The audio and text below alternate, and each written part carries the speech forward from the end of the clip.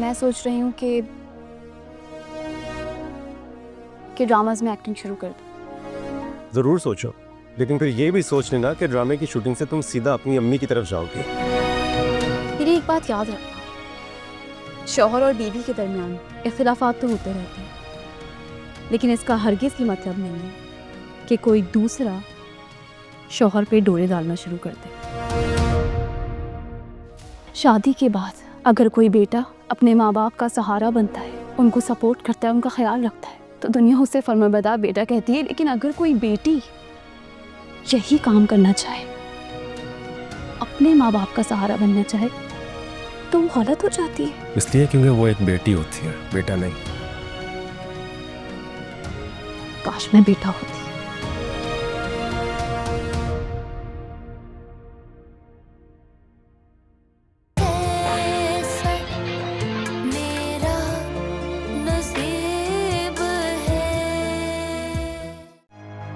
क्या आपको 5 करोड़ हक महर के एवज इकरार अहमद चौधरी वल्द मेहताब अहमद चौधरी के साथ निकाह कबूल है?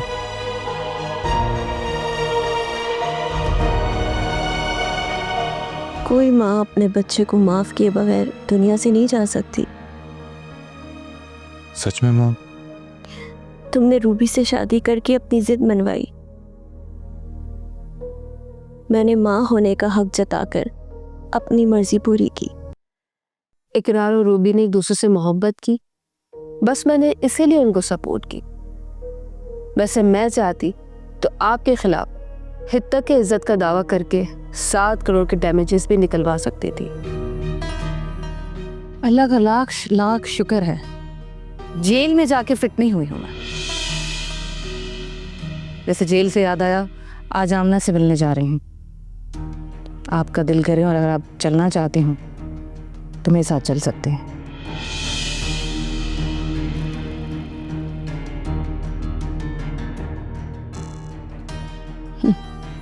तेरे साथ जाऊंगी मैं जेल। मैं अपनी बेटी से मिलके आ चुकी हूँ और जिस तरह उसने आटा टांसू बहाए हैं ना, उसका दुगना तुझसे निकलवाऊंगी मैं। जिंदगी अजाब बना दूंगी तेरी मैं, क्योंकि तू तो जानती है शगुफ्ता नाम है मेरा। लगता है दोबारा से वो रूप धारना पड़ेगा जो तेरे साथ में थी। छोड़ूंगी नहीं मैं तुझे।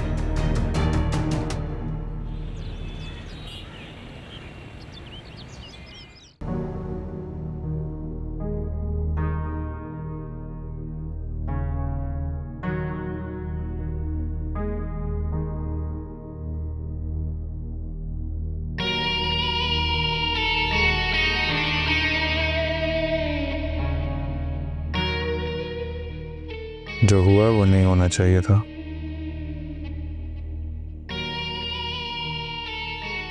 लेकिन अब मैं उसे बदल नहीं सकता।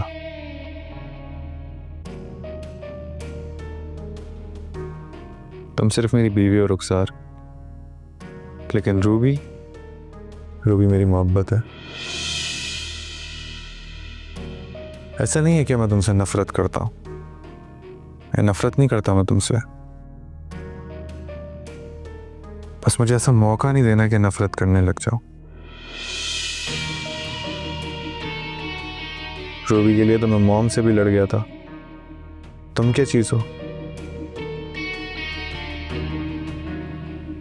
चेंज कर लो, फ्रेश हो जाओ। अगर मॉम से मिलने जाना हो रात को तो बता देना, मैं रात में हॉस्पिटल जाऊंगा।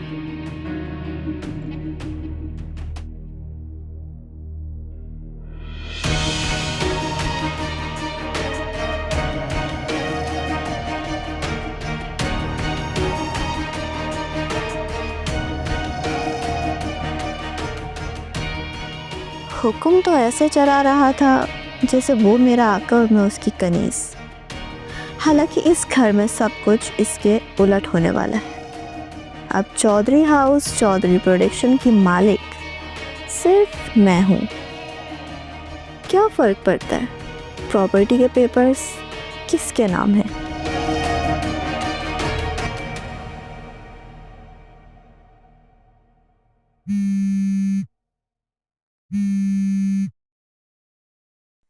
हेलो कैसी है मिस राबिया आप? फवाद, मैं ज़रा बिजी हूँ, तो जो भी बात करनी है ज़रा जल्दी कहो। ओह ओके ओके, मैं एक्चुअली ये कह रहा था कि अनिला जी का केस डिस्कस करना था मैंने। मुझसे? नहीं नहीं, अनिला जी के साथ। तो फिर मुझसे क्यों पूछ रहे हो? नहीं नहीं, पूछ नहीं रहा, इजाज़त ले रहा हूँ आपसे कि मैं पे मीटिंग कर लूँ ना अनिला जी के साथ आपके घर पे आके। कोई ज़रूरत नहीं है मेरे घर में मीटिंग्स करने की। तुम अपने ऑफिस में बुलाओ और वहीं मीटिंग्स करवाओ।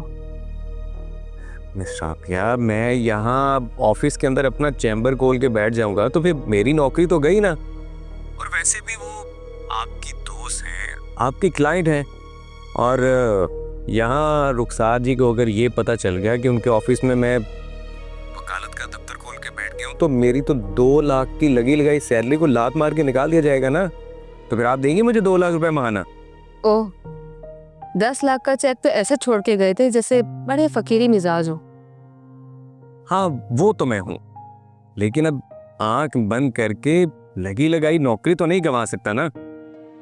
देखो फवाद, रुखसार 2-4 दिन ऑफिस नहीं आएगी तो तुम उसके रूम में अपना चैम्बर वाला काम कर सकते हो। अनीला को बुलाओ और वहीं मीटिंग्स करवाओ। कोई जरूरत नहीं है मेरे घर पर आकर मीटिंग करने की, समझे तुम?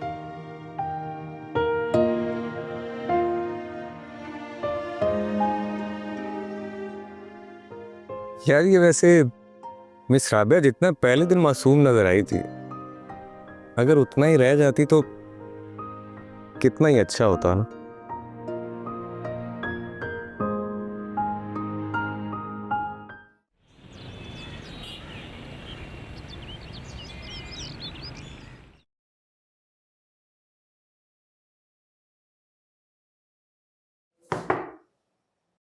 आप यहाँ? अरे अनिला जी, आइए आइए, तशरीफ लाइए प्लीज। अस्सलाम वालेकुम। वालेकुम सलाम, बैठिए प्लीज। आपने मुझे यहाँ क्यों बुलाया है? ये समझाने के लिए कि मैं आपका केस क्यों नहीं ले सकता। जी? देखिए अनिला जी, वकील और क्लाइंट के दरमियान में बात होती है सुकून के साथ, जो कि बाहर कहीं बैठ के नहीं हो सकती। आपके घर में कल्प्रिट के माँ बाप हैं जिनके सामने आप बात नहीं करना चाहती, और मैं यहाँ इस ऑफिस में काम करता हूँ, तो मैं यहाँ अपनी लॉ की प्रैक्टिस की अगर मीटिंग करते हुए पकड़ा गया तो मेरी नौकरी जा सकती है। और बाकी रह गया मिस राबिया जी का घर, हाँ वहाँ मीटिंग हो सकती है, लेकिन वो मेरी बात तो मानेगी नहीं। हाँ आप बात करके देख लें, अगर वो आपकी बात मानती हैं तो वकालतनामा तैयार है, वहाँ बैठ के बात कर लेंगे और आपसे वकालतनामा साइन भी करवा लूँगा। तो आप ये क्यों कह रहे थे कि केस नहीं ले सकता? क्योंकि राबिया खड़ूस मानेगी नहीं ना।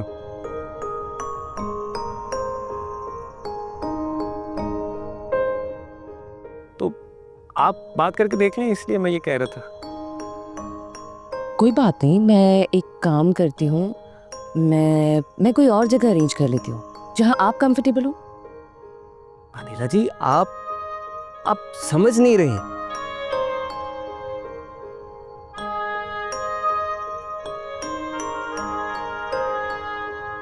मैं कोशिश करती हूँ समझने की और राबिया जी को समझाने की।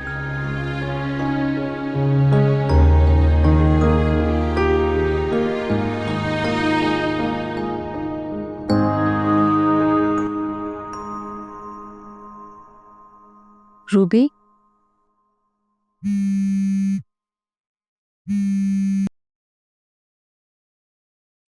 अस्सलाम वालेकुम राबिया जी। वालेकुम अस्सलाम। आपसे एक छोटी सी रिक्वेस्ट करनी थी। हाँ बोलो। मैं ये कह रही थी कि मैं फवाद साहब को भी अगर आपके घर ले आऊँ तो वो मुझे बता रहे थे कि आपका घर ही सबसे ज़्यादा सूटेबल प्लेस है, अगर आप बुरा ना माने तो। देखो नीला, राबिया जी प्लीज़, देखिए आज तक किसी भी वकील से मिली हूँ वो तो केस लेने के लिए मान ही नहीं रहे। सिर्फ फवाद साहब ने केस के लिए हामी भरी है, लेकिन वो यहाँ नहीं बैठना चाह रहे। अगर मैं आपके घर नहीं आऊँगी तो वो मेरा केस नहीं लेंगे। ठीक है, तुम लोग आ सकते हो। जी जी, thank you so much Rabia जी।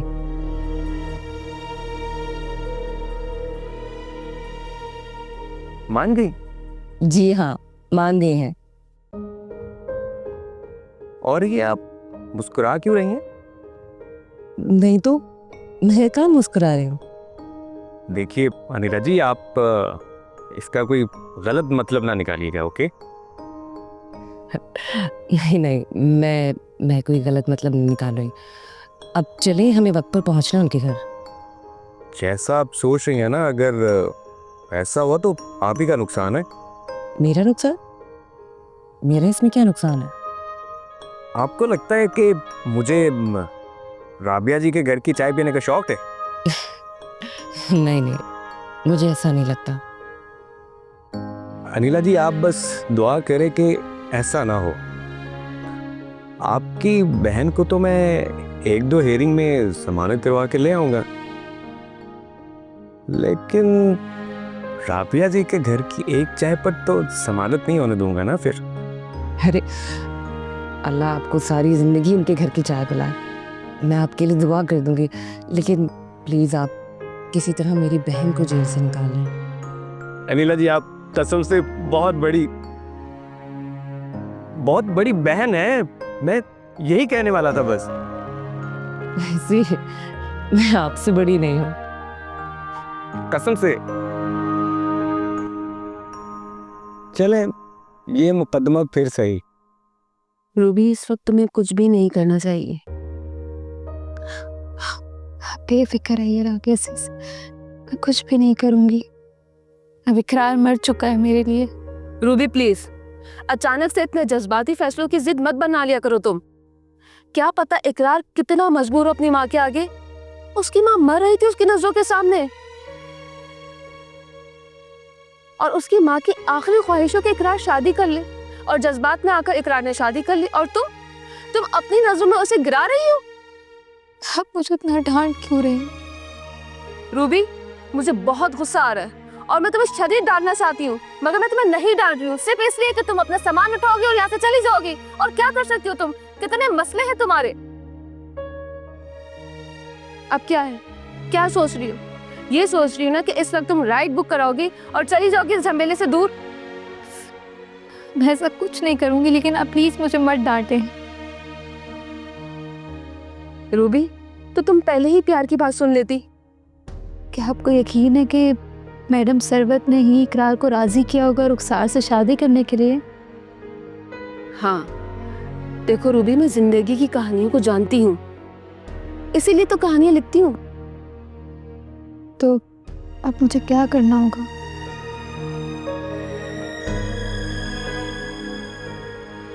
डांट से पहले क्या कहा था मैंने? तो अब मुझे कुछ नहीं करना चाहिए? देखो रूबी, कुछ दिनों में या कुछ घंटों में सरवत मैडम की डेथ की खबर आ जाएगी। तुम अपना ये रिएक्शन इकरार के सामने दोगी। वो तो पहले ही बहुत टूटा हुआ है, और अपनी माँ की मौत की खबर सुन के वो कितना बिखर जाएगा। मैडम सरवत के बचने का कोई चांस नहीं है। मैं खुद डॉक्टर से मिली हूँ और कंफर्म की ये बात। तुम इकरार को इन दुखों से आगे निकलने दो पहले। तुम अभी खामोश रहो, उसके बाद इकरार खुद आएगा और बताएगा कि उसने रुखसार से किन हालात में शादी की है। लेकिन अभी तुम्हें चुप रहना है, खामोश रहना है। तुम समझ रही हो ना रूबी?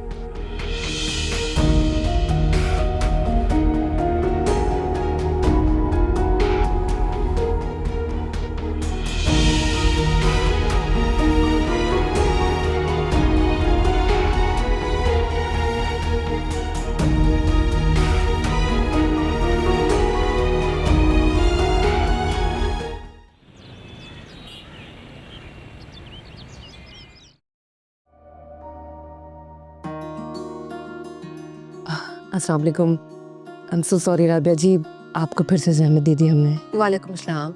कोई बात नहीं। हम थोड़ी देर मीटिंग करेंगे और आपको डिस्टर्ब बिल्कुल नहीं करेंगे।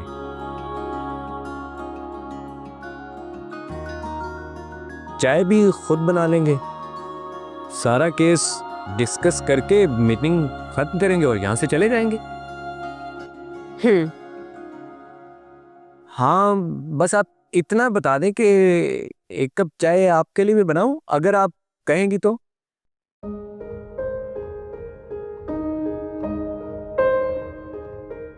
अगर मैं तुम्हारे साथ बैठ के चाय नहीं पीऊंगी तो तुम अनिला जी का केस ध्यान से नहीं सुनोगे। आपको कैसे पता? क्योंकि मैं जानती हूँ कि तुम हर बात अपने दिमाग में कॉपी कर लेते हो, मगर शर्त सिर्फ इतनी है कि तुम अपने ख्यालों में खोए खोए किसी को देखते हो।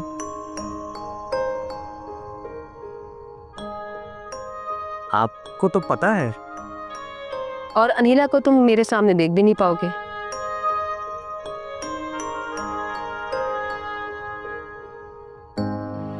आपको तो सब पता है।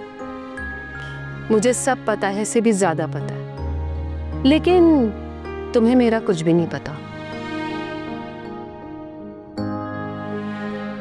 जी जी, अब जाओ और 3 कप अच्छी सी चाय बना के लाओ।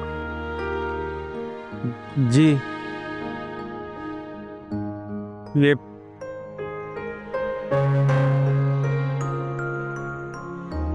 लीजिए। आप भी हंस रही हैं, मगर वो स्टूपिड समझता है कि किसी को कुछ नहीं पता चलेगा। भाई इधर आए, बैठे। चलिए।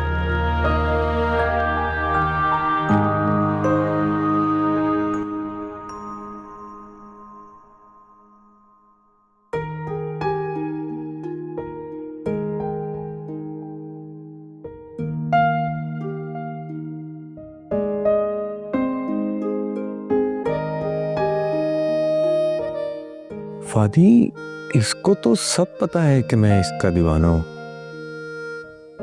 इसका मतलब है कि राबिया मुझे जुर्रत नहीं देना चाहती कि मैं कभी उसे आई लव यू कहूं। वो तो मुझे एक तरह से रिजेक्ट कर चुकी है। फादी, तेरा तो कोई चांस ही नहीं है अब। हाँ, लेकिन नहीं, अदालती उसूल कहते हैं कि मुजरिम खुद अपने मुंह से बताएगा कि उसने दिल चुराया है या नहीं। तब तक मैं दूर दूर से प्यार करने के लिए आजाद।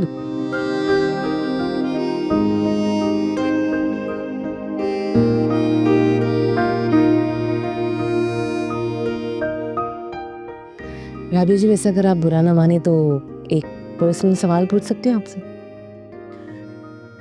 बस ज्यादा पर्सनल ना हो। नहीं, बस मैं फवाद साहब के बारे में बात करना चाह रहे थे। आपको पता है ना कि वो आपको लाइक करते हैं?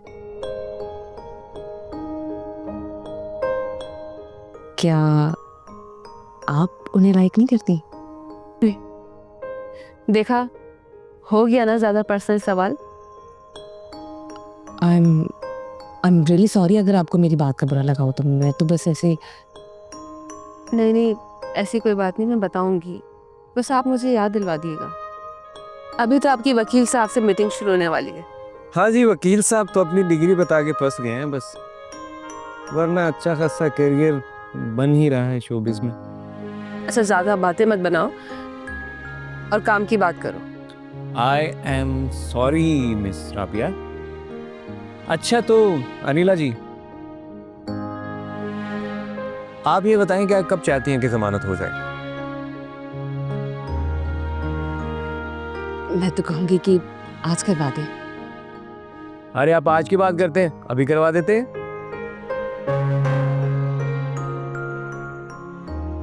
कैसे? आपकी थोड़ी सी हेल्प लगेगी राबिया जी। मेरी क्या हेल्प चाहिए? नहीं नहीं, आपने कुछ नहीं करना। आपने बस जज करना है। अनिला जी मेरी क्लाइंट है और मैं उनका वकील। हम दोनों बैठ के बातें करेंगे, आपने बस सुनना है।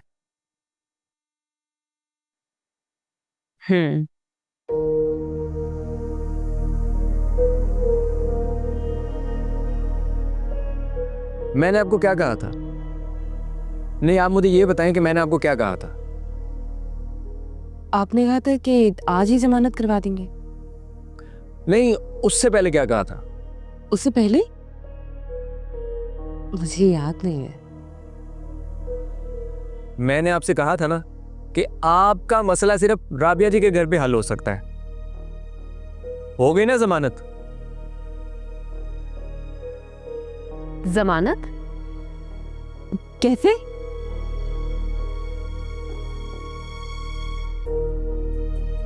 ऐसे।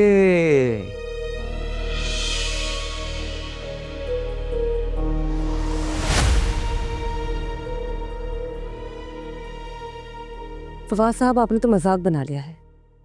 मेरी बहन की जिंदगी और मौत का मसला है, आपका मजाक ही नहीं खत्म हो रहा। आज जमानत करवा दूंगा, अभी जमानत करवा दूंगा।